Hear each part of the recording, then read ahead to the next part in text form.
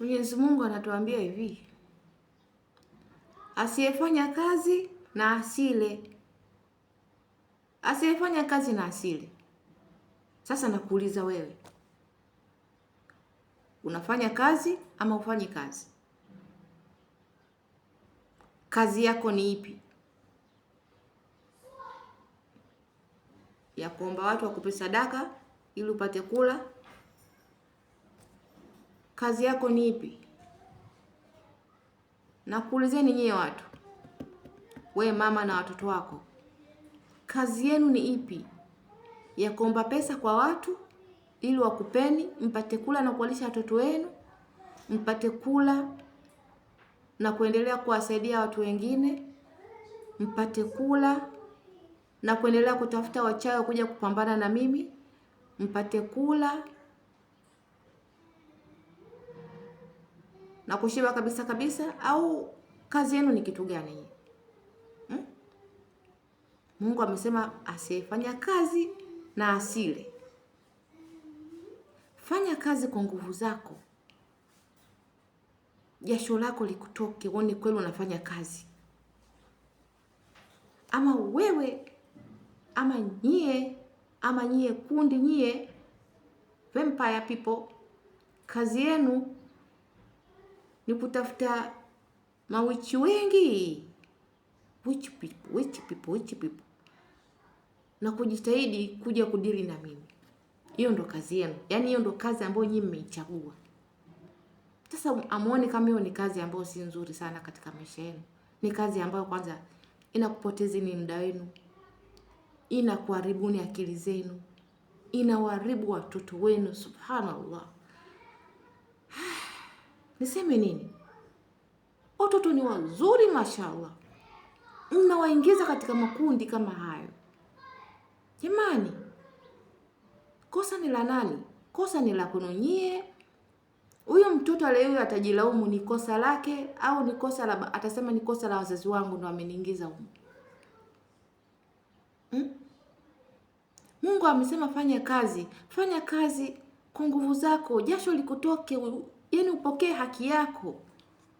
Sio kuchagua njia shetani kuja kutafuta pesa ya haramu, pesa ya kudhulumu, pesa ya kumdhulumu mwanadamu mwenzako. Utamdhulumu mwanadamu mwenzako mpaka lini? Huyu mwanadamu ambaye unakwenda kumdhulumu, unajua kama Mwenyezi Mungu amemuumba kwa sababu? Mwenyezi Mungu akuleta ili wewe uje unidhulumu. Mwenyezi Mungu akuleta katika hii dunia ili wewe uje upambane na mimi au uje unitoboe. Mwenyezi Mungu amenileta katika hii dunia au amenileta pia katika hii nchi. Anajua yeye mwenyewe. Si ili nidili na nyie. Nidili katika mambo ambayo ni mazuri. Allahu Akbar, Allahu Akbar. Allahu Akbar,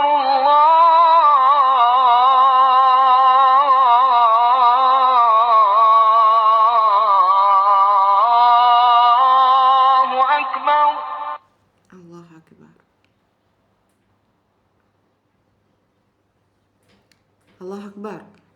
Na Allahu Akbar imekuja nikiongea hizi habari. Sidanganyi, naongea ukweli. Na Mwenyezi Mungu ananisikia na Allahu Akbar hii imeanza sasa hivi. Mimi sikuletwa katika dunia ili nyie mje mdili na mimi. Kama mmeshateleza, hamkujua mimi ni nani kwenu, hamkujua umuhimu wangu mimi kwenu, it's too late. Kama nafasi nimeitoa ni ya muda mrefu ambao nitegemea mtajirudi, mpaka this time is too late. Sidhani kama kuna siku mtajinyanyua eti mnasema ngojea nimfuate Zena alipo tumuombe msamaha. Kama nikusamee nilishasamee siku nyingi. Lakini sidhani kama ninaweza nikaja nikasimama na nyie mara nyingine eti naongea na nyie. Kwa sababu mtakuwa mna act hindi. Unajua maana act hindi? Mimi masikitiko yangu ni pale ambapo watu wanakupeni vitu, alafu maskini ya Mungu hawajui chochote kinachoendelea katika hii dunia. Mwisho wa siku mnaenda mnawafanyia vitu vibaya, mnawadhulumu. Maanake si mimi tu, kuna mmoja anza kusema dada anaongea kitu gani? Sio kama anaongea kitu gani, hawa watu ni hatari. Ungekuwa unafanywa yale ambayo mimi wananifanyia, subhanallah. Nimekuwa nikimwambia mama wangu mdogo, ungekuwa ni wewe unafanywa haya mimi ninayoyafanyiwa, usinge nyamaza, ungeongea, ungepaza sauti. Mpaka watoto wangu nawaambia, na watoto sio kama sina watoto, nawaambia, mpaka mume wangu naambia, ya rate ungeona vipi hao watu wanavyofanya katika mwili, usingeweza kustahimili. Ungekinyanyua hapa SIDA ukaenda hata huko polisi, lakini kwa sababu mtu hajamfika. Lakini ninaongea kwa sababu mimi ananifika. Watu live bila chenga, bila huruma, wanasahau tumetoka wapi. Tumekuwa pamoja, tukicheza pamoja, enzi hizo nikiwa mdogo akinibeba wakicheza na mimi Lakini mwisho wa siku wamekuwa ndio adui. Unakuwaje adui kiasi hicho? Eti kwa sababu unatambua mambo yenu mnayofanya.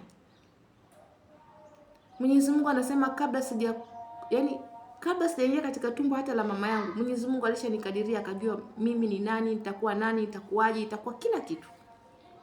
Mpaka nikaingia kwenye tumbo la mama yangu, Mwenyezi Mungu alishanipangia, akanijua mimi ni nani na nitapita wapi na itakuwaje. Sasa wewe ndugu yangu, nikuulize swali moja. Unajua kabisa Mwenyezi Mungu yupo, na unajua kabisa Mwenyezi Mungu naye amekuumba. Hata kama kuna kiongozi ambaye ndo mkubwa, hizo ndio mama yako anakucontrol, fanya. Wewe una akili ya kumwambia jamani, mama yangu mimi sitaki kufanya tena hivi vitu. Mama yangu tuacheni. Mama yangu si vizuri. Mtaibia watu pesa zao mpaka lini? Kwa kuingilia watu kichawi. Jamani, kuna mmoja hapa ataniambia jamani, kwani watu wanaingiliwa vipi kichawi? Hii inatakiwa na akili kweli kweli. Bila kuwa na akili fulani ambayo imefunguka katika mwili wako, huwezi kutambua hivi vitu. Huwezi. Lakini natambua mnaingilia watoto ili muonekane wazuri, ili watu waendelee kukupendeni. Wewe aliyekwambia utakiziba kile ambacho Mwenyezi Mungu amekiandika dhidi yangu mimi niwe nacho ni nani? Huwezi kuziba hata dakika moja. Mwenyezi Mungu ameandika nitashinda tu. Nitaishi tu. Yaani Mwenyezi Mungu ameandika iwe yes, iwe ni yes, itakuwa ni yes. Unanielewa? Mtoboe mnavyotoboa, bado mimi ni mshindi kwenu. Sasa tangia ameanza kutoboa, mmeshinda? La. Ndio kwanza niko top. Bado hamtaweza kupita. Pale mnapotaka nyie mpite, muonekane nyie ni top, hamtaonekana abadan. Hamtaonekana abadan.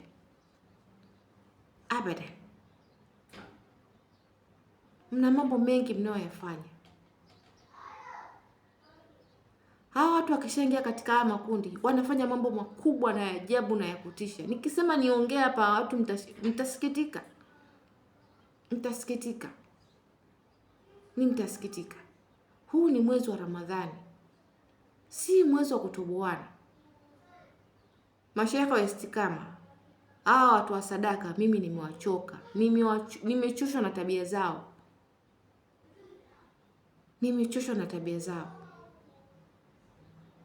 Mnanielewa nyie watu? Nimechoshwa. Ni mimi peke yangu. Sina mtu mwingine zaidi ya mimi na Mwenyezi Mungu pekee ambaye anayenitetea. Lakini nyie mpo wengi, lakini bado nipo na dunda. Naishi.